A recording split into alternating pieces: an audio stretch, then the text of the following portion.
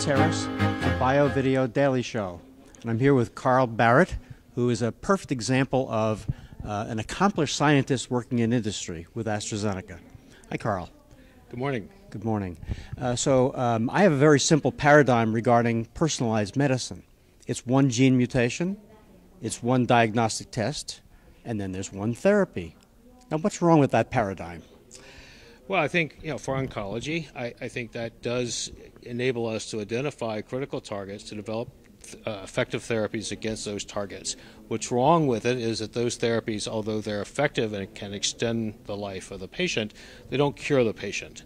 So the question is, why is that the case? And the reason is that tumors are quite heterogeneous, and there are, within a tumor, the seeds for growing resistance to any given therapy.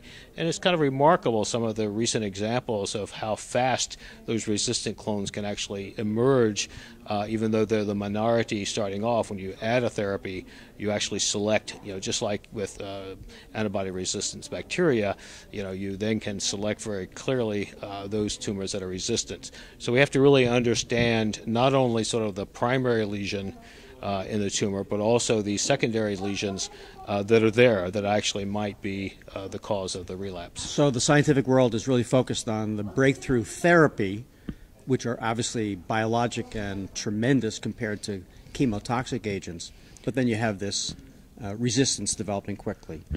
Now explain to me, in systems biology, what's happening with cellular networks? Well, for the last 20 or 30 years, we've actually been taking the cancer cell apart as well as the normal cell apart, trying to understand what are the major defects, and then developing these targeted therapies that attack those vulnerabilities, those Achilles heels within the tumor. What we're beginning to realize is that none of these targets act in isolation, and there's a lot of crosstalk and feedback amongst them. So when you actually have a important change within a tumor, and you block that change, the tumor figures ways to get around it. I like to say that the tumor cell always outsmarts us in the end.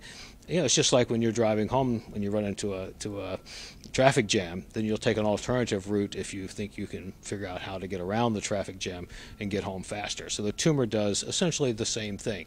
So we really... So my example with that is antibiotic resistance. Exactly the same. Actually, a lot of lessons there, a lot of lessons with HIV infection. How can we actually give multiple therapies that actually block all the different pathways in the networks?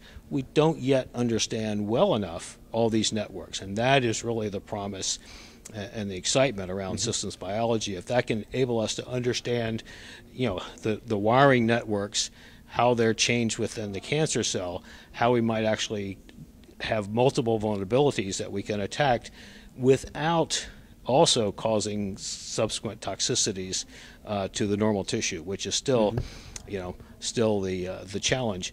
The whole promise of targeted therapies would they be safe and effective. In fact, all of them have side effects. All of them have limited efficacy. So we really aren't quite where we want to be with the promise of targeted therapies. And the field, where is it going? Well, I think, as we identify sort of the key pathways, we develop drugs against those different pathways. We're able to then better understand a given tumor, all the different changes that are occurring within the tumor and subsets of the tumor, and understand how to put together combinations of drugs that are safe, firstly, and effective as well. Then I think that's sort of the promise that we have. But we're still, we're on the verge, I think, of some exciting times. Sounds like we're heading to the complexity of combination drugs. Yeah, absolutely. Well, Carl, thank you very much. This is Dan Terrace at the Bio International Convention.